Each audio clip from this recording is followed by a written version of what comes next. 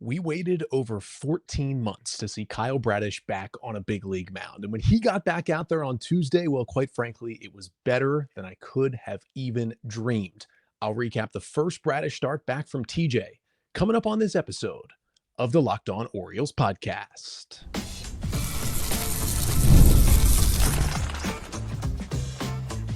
You are Locked On Orioles, your daily Baltimore Orioles podcast.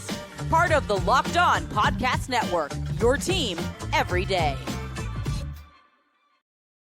Hey there, Orioles fans. Today is Wednesday, August 27th, 2025, and welcome back into the Locked On Orioles podcast, part of the Locked On Podcast Network, your team every day. As always, I'm your host, Connor Newcomb. And coming up on today's episode, we are recapping what was a fun day in Oriole land. We haven't gotten a lot of those in 2025, but Kyle Bradish, after getting Tommy John surgery last year, finally returned to the big league mound, and he looked as electric as always, like he never even got injured in Tuesday night's start. I'll break down everything we saw from Bradish, then do a quick recap of Monday night's game, since I didn't get you an episode on Tuesday, before finally talking about a couple of Orioles waiver claims from the past couple of days. But that's all coming up on this episode of the Locked On Orioles podcast, which is brought to you by Game Time. Download the Game Time app, create an account, and use code LOCKEDONMLB for $20 off your first purchase.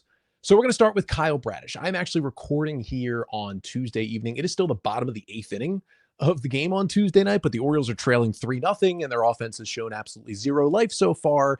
There's already 2 outs in the bottom of the eighth. I don't think they're getting 3 runs with these next 4 outs they have to work with, and because of some scheduling, it worked best for me to start recording now and felt like it's probably safe to do so. So we're assuming it's Red Sox 3 and Orioles nothing, the final score from Tuesday, which would set the O's to 60-72 on the season. But more importantly, it was the return of Kyle Bradish, who, remember, had the incredible season in 2023, was one of the best pitchers in the American League, was definitely the breakout starting pitcher in the AL that year, finished 4th in AL Cy Young voting, made 30 starts at a 2.83 ERA, pitched game 1 of the ALDS for the Orioles.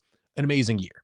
Then he comes into spring training 2024, and there are some forearm and some elbow issues. And the Orioles, instead of getting the Tommy John immediately, they do the PRP injections in the elbow. They go for the rest for about 6 weeks. We know he's obviously not going to be ready for opening day. The PRP works to a point. He starts to throw. He starts feeling better. And on May 2nd of last year against the Yankees, he makes his season debut, gives up a run over 4 2/3 innings, and proceeds to only have really one bad start. It was against Tampa on June 1st when he gave up 5 runs in 2 2/3. Otherwise, he looked like Kyle Bradish, and honestly, at times looked better than the 2023 version of Kyle Bradish. Made 8 starts through 39 in the third innings, had a 2.75 ERA. His strikeout rates went up. Walk rate went up a little bit, but the ERA was down. The FIP was way down. He legitimately, like, the stuff looked better. He looked like a better pitcher. But then he made a start at home, June 14th against the Phillies, and he was okay. Give up a couple of homers, 5 innings of 2-run ball against Philadelphia, and something was not right. The Orioles said he was feeling some pain, had to come out of that game after 5 innings. We waited a little bit, and we found out, well, yeah, this is similar stuff he was dealing with before. Those injections got him through 8 starts, and then we were kind of back to where we began, and this time it was clear Bradish needed the elbow surgery. So he gets the Tommy John surgery, and he gets the internal brace to go with it, which meant for a little longer recovery, but can sometimes for some players stabilize the elbow a little bit more long-term. And that was something he was looking to do at age 28. Still had a lot of team control left, but wanted to come back as strong as possible. And obviously there was a lot of talk about, why didn't he just get the Tommy John in spring training? We would have had way more Bradish in 2025. But he was candid with it. He didn't want to do that. The doctors thought it was possible that with the injections and the rest, he could come back to it. And he also talked about how he was pitching through that pain for multiple seasons, the same kind of pain he tried to pitch with in spring training. But he said the pain was only getting worse when he came back in 2024, and the pain was even worse when he left that Philly game. And that kind of became the boiling point for him to go and get the surgery. Luckily, surgery went well. Rehab was pretty much on a good timeline. He started making rehab starts for the Orioles at the end of July, and he ended up making 6 rehab starts, the final 4 of those in AAA, and then was activated to the Orioles roster on Tuesday. Matt Bowman was DFA'd to make room for Bradish on the roster, and it was awesome just to see that news that he was starting Tuesday and that he was activated. Then you go to actually what he did on Tuesday night. Kyle Bradish goes out there and gives the Orioles 6 innings of 2-run ball, 4 hits. He strikes out 10 without a walk, both runs coming on solo home runs on 81 pitches in his season debut. You really can't ask for a better first start coming off of Tommy John surgery. Trevor Story, first pitch of the second inning, ambushed him for a solo homer on a hanging slider. And then David Hamilton, first pitch of the third inning, ambushed him on a sinker down the middle for a solo home run that just barely got out over the big wall in right field. Otherwise, that was it. A couple of other scattered singles, but he was just dominant. The swing and miss stuff was there. I mean, he comes back from TJ and strikes out 10, just his 5th career game with 10 plus strikeouts. The career high is 11, which he's done twice. It was just insane to see him do that. And the swing and miss stuff was there. A 40.5% swing and miss rate in this start for Bradish is the second highest whiff rate of any true start in his big league career. And he does it again in his first start back from Tommy John surgery. And we're not talking about, coming back on August 26th and having the Orioles being in the middle of a pennant race and all amped up.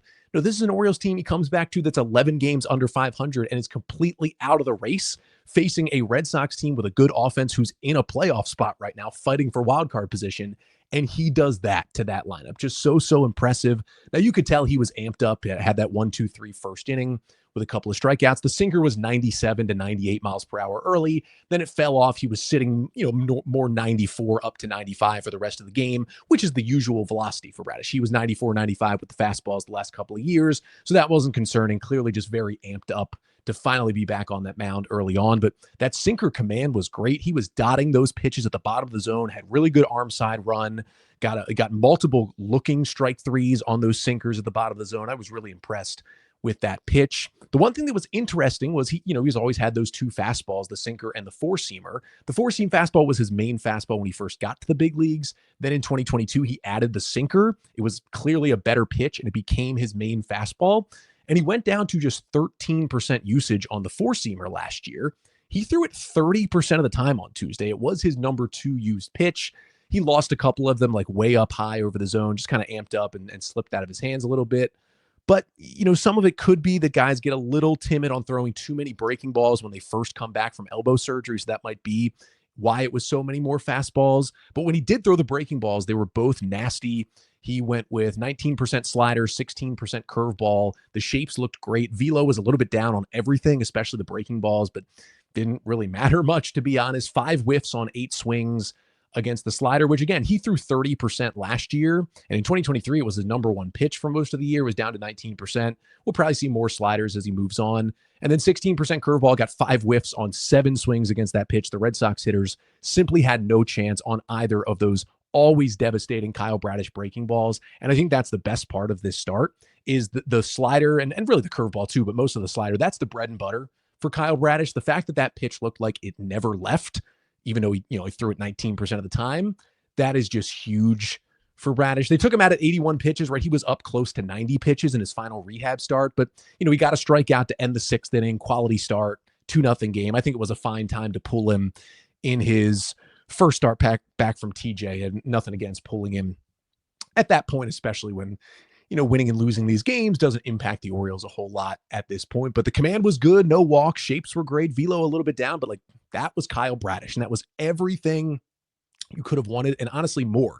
If Bradish gave them 5 innings, 4 runs, 4 strikeouts, but came out of the start healthy, I would have been happy. The fact that he punched out 10 and the stuff looked that good, honestly, I didn't even think that was possible. I mean, I knew it was going to be possible eventually, but for his first start back from TJ, I didn't think that was possible. And I'm not going to get ahead of myself and expect this to be every single start down the stretch for Bradish, but he would have at most 6 starts remaining if the Orioles go with a 5-man rotation. Even if they do, they'll probably limit him to 5 starts, I would think. But they'll probably also go to a 6-man rotation with Tyler Wells coming back, and then the O's are bringing up another starter. Looks like Roansy Contreras for Wednesday. Not sure if he sticks in the rotation or not, but I would guess that Bradish makes 4 more starts. There's a potential for 5, but it's probably going to be 4 more. He showed the stuff is there. We're just looking for health down the stretch, have a regular offseason, and then it is go time for the Orioles ace in 2026. But man, despite how poorly the Orioles offense played, and it was just seemingly 3 outs away here from another loss to the Red Sox on Tuesday, awesome stuff from Kyle Bradish. But I also didn't get you a Tuesday episode recapping the Monday night game, which I was at. So going to get you a quick recap of what went on in that Orioles loss coming up next. But first, this episode of the Locked On Orioles podcast is brought to you by Game Time. There's nothing like catching a baseball game live. The energy, the crowd, the chance to see your team in person, but actually getting tickets, that's the tough part. Queues, login screens, surprise fees, it takes all the fun out of it. That's why I use Game Time, the app that gives you the advantage and gives it back to fans. Game Time is fast, easy, and backed by the Game Time guarantee. You'll always get 100% authentic tickets delivered on time and at the best price. Plus, all fees are included, so the price you see, well, that's the price you pay. And again, the fees are included. That is the best part. You know your total up front. They're not hiding anything from you. No surprise fees at checkout. So download the Game Time app, create an account, and use code LOCKEDONMLB for $20 off your first purchase. Terms apply. Again, that's promo code LOCKEDONMLB for $20 off. Swipe, tap, ticket, go. Download Game Time today. So it looks like, again, the Orioles are 3 outs away from losing to the Red Sox on Tuesday. And I didn't feel it was worth talking about anything else than Kyle Bradish and a recap of that one. But apologize for no episode on Tuesday just because of my schedule and being at the game on Monday night. Wasn't able to get you a pod, but you got that bonus pod Sunday for the Samuel Basayo extension. So still hoping to get you 5 episodes this week, but want to do a quick recap of that Monday night season or series opener, I should say. Red Sox 4, Orioles 3 was the final score from Monday night. Start with what went right in that game. Colton Cowser had a huge day. Now Cowser 0 for 3 with a couple of strikeouts here on Tuesday, but Monday night 3 for 4 with a home run and 3 RBIs. It was his third 3-hit game of the season, the 7th of his career and his first since July 18th. Had a solo home run on a hanging breaking ball off Richard Fitz in the second that tied the game. Then came up with the bases loaded and 2 outs in the fourth. 2-run single gave the Orioles a 3-1 lead. Smoked a ball the other way for another single in the 6th. Did strike out in a big spot in the 8th in his final at-bat, but otherwise it was a really, really good game for Cowser, who made a couple of nice running catches in center field. Almost, I mean, he was fairly close to robbing what ended up being kind of the game-changing 3-run homer from Jarren Duran later, and Tony Mansolino gave him props for how well Cowser's been playing defensively in center field as well. And I think the best thing offensively was the home run that he hit came off a curveball, and the 2-run single came off a changeup. And Cowser hitting just 168 against non-fastballs this year. So getting those 2 big hits in this game to drive in all 3 Orioles runs, all on non-fastballs, that is huge for him. And listen, he's still crushing fastballs, still hitting 279, slugging 568, has an average 95 mile per hour exit velocity against fastballs. But at this point, if you're an opposing pitcher, like, why would you even throw Colton Cowser a fastball? You're a righty with a changeup, you're a lefty with a slider. Like, that's all it should be. But Cowser's starting to sit on those pitches a little bit more. And it looks like the streak is going to end Tuesday night. But after Monday, it was a 6-game hitting streak for Cowser in which he was 9 for 24. That's a 375 average with a double, 3 homers, 8 ribbies. Now still striking out 7 times, but walking 3, had a stolen base and a 65% hard hit rate and a 29% barrel rate in that 6-game stretch. Those are absurd numbers. And even in the entire month of August, hasn't been as good, but he's still been solid with a 108 WRC plus, been an above average hitter, been playing a really good defensive center field. And he's posted a 53% hard hit rate and a 16% barrel rate in the month. And this month, we're at August 27th. This month is almost over. That is smashing the baseball. And, he do his expected stats. He's expected to do a little bit better than he's done in August because he's hitting the ball so hard. The issue is he's been striking out 38% of the time. Like, you look at the guys who strike out more than anyone in baseball, they're usually sitting, just under 40%.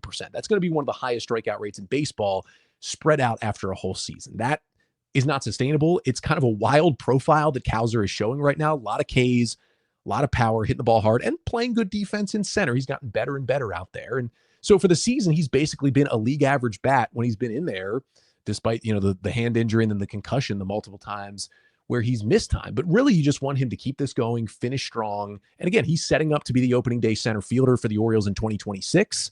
Him finishing strong after kind of a disappointing season with injuries playing a huge factor would be huge going into next year. Now, what went wrong on Monday night is that Tomoyuki Sugano got beat by the long ball. Sugano's final line On Monday night, the loss to the Red Sox, 6 innings, 4 runs on 6 hits. He struck out 6 and walked 2 and allowed 2 homers on 87 pitches. The 4 earned runs allowed by Sugano, most he's allowed since July 2nd in Arlington against the Rangers. That was 6 runs and 4 2/3, kind of the final start of that disastrous 5-start run Sugano had where he had an ERA almost 9. Now, even with that, Sugano was able to complete 6 innings on Monday night. He did miss some bats, 6 strikeouts was nice to see. Had some swing and miss on the splitter. I thought his sweeper looked really good. But it was the 2 long balls that got him. Leadoff home run from Roman Anthony, immediately put the Red Sox up 1-0. And then he was really good after that until the 6th, and it was just I believe the 5th, not the 6th, until the 5th, and it was the dagger swing from Jarren Duran. He gives up a couple of singles to start the inning, gets a fly out, then with 2 on, 1 out, he throws a solid splitter to Duran, but it just got too much of the plate, and Duran rips it over the center field wall just over the leaping glove of Colton Cowser for a 3-run homer that flipped the game and put the Red Sox up 4-3, which ended up being the final score. And the big difference for Sugano has been, right, he hasn't really been walking guys, walked 2 of them on Monday, hasn't really been allowing homers, allowed 2 of them on Monday. He had not allowed a home run in his previous 4 starts coming into Monday and then gives up 2, and that's a huge reason why he's been better. And the last time he allowed multiple homers in a start, it was also that July 2nd start when he got beat around by the Rangers. So if he limits walks and the homers, he can be good.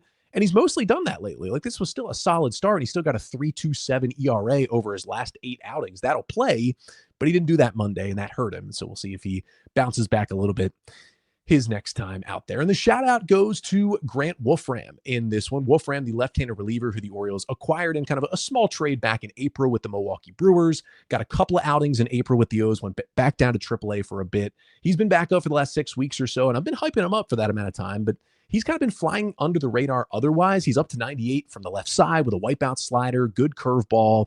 He just hasn't been pitching in big spots, but he relieved Sugano in the 7th with the Orioles down 4-3. So not super high leverage, but important to keep it a 1-run game. And that's what he did. 2 perfect innings, 6 up, 6 down with 2 strikeouts. He had a couple of bad outings in mid-July, but since then, Grant Wolfram in his last 9 appearances, 12 innings, 9 hits, 1 earned run, 15 strikeouts to 5 walks, no homers, and just 1 single barrel allowed in that stretch. And he's been mostly pitching in very low leverage. I mean, his outing Monday was his highest leverage outing in like multiple weeks, and that's in the 7th and 8th when you're down by 1. So that's kind of why he's not being talked about as much. He's been pitching just as good as any other Orioles reliever, but Tony Mansolino just hasn't. I mean, he kind of did a couple of times back in July, but hasn't lately really used him in the big spots. And honestly, I think he deserves more high leverage chances. Now, he does have minor league options remaining, and with the other pitchers the Orioles are bringing back from injury and bringing in on waivers, there's a chance he could get sent back to Norfolk at some point just because, they want to hold on to the guys that don't have options and hold on to him. But I will continue to say, I know he hasn't gotten the big high leverage spots. I hope he gets him. And I think, the Orioles are going to find out of this like crop of random relievers, I think they got to find 2 or 3 of these guys who are going to stick into next year's bullpen. I've said it all along. I'll continue to say it. I think Grant Wolfram is going to be one of those guys who sticks for 2026. But even with his great outing, couldn't help the O's. They lose 4-3 in the opener, and still down here 3-0 in the top of the 9th inning of game 2, which seems to be trending towards another Orioles loss. But got some roster move stuff to get to finish off the show. That is coming up next. But first, this episode of the Locked On Orioles podcast is also brought to you by Upside. Hey, Orioles fans, are you still paying full price for gas? Stop leaving money behind. Get real cash back every time you fill up with the free Upside app. Simply download the free Upside app in the App Store or Google Play right now and start earning cash at the pump today.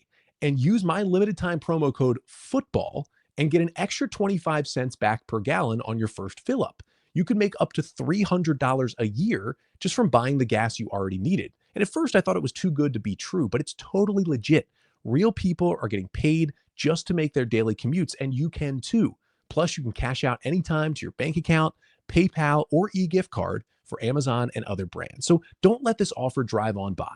Download the free Upside app now using my limited time promo code FOOTBALL for a limited time 25 cent per gallon bonus. That's promo code FOOTBALL. Offers vary by user and location. Go to upside.com for terms and conditions. So we finish off today's Wednesday episode with a couple of pieces of roster news. Let's begin with a waiver claim the Orioles had last week. 30-year-old left-handed pitcher Josh Walker. The Orioles claimed him off waivers from the Philadelphia Phillies. He does have minor league options, so they immediately sent him to AAA Norfolk, but he is currently sitting on the 40-man roster. Walker, former 37th round pick by the Mets back in 2017, a round of the draft that doesn't exist anymore, debuted with the Mets in the big leagues in 2023. He's pitched 27 and a third innings in his major league career, 2 years with the Mets, and then he spent a little bit of this year with the Toronto Blue Jays, where he pitched 5 innings, 4 runs, 8 hits, 8 Ks, and 2 walks in the big leagues. He was initially traded from the Mets to the Pirates last year while he was in AAA, never got to the bigs with the Pirates, signed a contract with the Blue Jays this offseason. They got him into a couple of big league games, some AAA games, then traded him to the Phillies for cash at the end of May. And in AAA this season with multiple teams, 37 innings as a reliever, a 4.86 ERA, 23% strikeout rate to an 11% walk rate. Not the greatest stats in the world, but it is a 4-pitch mix for Walker. It's a curveball he uses a lot, 41% of the time, 83 miles an hour, has a 30% swing and miss rate. And it's a pitch that had really great stats in the bigs and AAA in 2024. It kind of moves like a slider, but gets categorized as a curveball. It's got really good deception. That is his bread and butter pitch. Then he's got a 4-seam fastball, uses it 38% of the time, sits about 93, gets some solid swing and miss against it. Guys have trouble squaring it up a lot. There's also a sinker he uses to get ground balls. And then there's a changeup. He throws it only 5% of the time, but a 172 expected batting average against it in AAA this year. Maybe the Orioles are trying to have him throw that pitch a little bit more, especially when facing right-handed hitters. Now, his stuff numbers are kind of middle of the pack in the big leagues, but they've looked great when he's been in AAA. And he gets elite extension down the mound, 7.2 feet of extension, means he's releasing the ball way further to home plate than any other pitchers, at least on average. Gives him even more deception from the left side. Listen, he has options. He has team control and just gives the Orioles more bullpen depth and maybe another guy who they can toss into this mix, give a look at some point down the stretch. And they're going to try to get him back to the 2024 stuff levels he showed when he was pretty good for a stretch there in the big leagues with the Mets. They would like to see that version of Josh Walker, and kind of TBD if we see him with the Orioles at any point down the stretch this season. Orioles also made a waiver claim on Tuesday. Veteran right-handed pitcher Sean Dubin was claimed off waivers from the Astros. We'll have more on Dubin tomorrow, but he is actually out of minor league options, so he hasn't reported to the team yet. But when he does, either here Wednesday or Thursday, they're going to have to take somebody off the roster because he has to be placed on the big league roster. So we'll see what happens there. But what we do know is the Orioles will be adding a pitcher to the roster here on Wednesday, as Roansy Contreras, who was with the team on the taxi squad Tuesday night. Tony Mansolino said before the game that Contreras will be the bulk pitcher on Wednesday. He hasn't decided whether Contreras will start the game or if they'll use an opener and then Contreras will kind of eat most of the innings in the middle. But the Orioles didn't need a starter initially. Like, Cade Povich could have started Wednesday on regular rest, but the Orioles, for whatever reason, decided to push Povich back to Thursday's day game. Because of doing that, they kind of left this opening where they needed to call someone up. And you would think, Contreras, who last pitched 3 2/3 innings on Friday night in AAA, so he's on regular rest. They kind of had this plan all along. Who is Roansy Contreras? Former top prospect who kind of came up with the Pirates a couple of years ago as a starter and was great. Then he kind of struggled. They moved him to the bullpen. They DFA'd him. The Angels picked him up last year. They put him in the bullpen. He didn't pitch well. He was claimed on waivers twice by the Orioles this offseason, finally passed through waivers and kind of stayed in the organization. Went to AAA. The Orioles used him as a reliever initially, then put him back into the rotation. But on the season, 28 appearances, 14 starts in 91 2/3 innings. Like, he's posted a 3.73 ERA. Now it comes with a FIP of almost 5. It's a low walk rate, but only an 18% strikeout rate. So it's a lot of contact luck for Contreras, but he's been really good lately. Last 5 outings in AAA, 23 innings and a 2.35 ERA. It's a 4-seam fastball at 95. He has a good slider that gets swing and miss, sinker, changeup, and curveball to go with it for the 25-year-old right-hander. He's kind of, I think of him as like the pitcher version of Jeremiah Jackson, right? Like, he's been around, but he's only 25, former top prospect. The Orioles kind of get him for nothing, performs well in AAA, and then they give him a chance when they have time to give some guys a chance, and we'll see how he pitches on Wednesday against the Red Sox. There is always the chance that they kind of use this for Contreras as just like a thank you little audition start for him, where they give him the ball. He can audition for other teams, essentially, for getting signed by them in 2026 and getting back to the big leagues, because there is a chance he just pitches 4 or 5 innings in this game Wednesday, and then is DFA'd Thursday when Sean Dubin gets here and the Orioles have to add him to the roster. So we'll see what they do, but hey, a little excited to see Roansy Contreras, who was at one point looking like a really promising young starting pitcher in this league, get the ball for the Orioles on Wednesday. That'll be a 6:35 start for the O's. Brian Bayo, 26-year-old righty, will get the ball for the Red Sox, who threw 7 scoreless innings at Yankee Stadium against the Bronx Bombers his last time out. Bayo has faced the Orioles once this year. It was back on May 23rd in Boston. Lasted only 4 innings, did strike out 7, and gave up 2 runs in that game. We'll see if the Orioles can get to him on Wednesday and presumably get their first win of the series.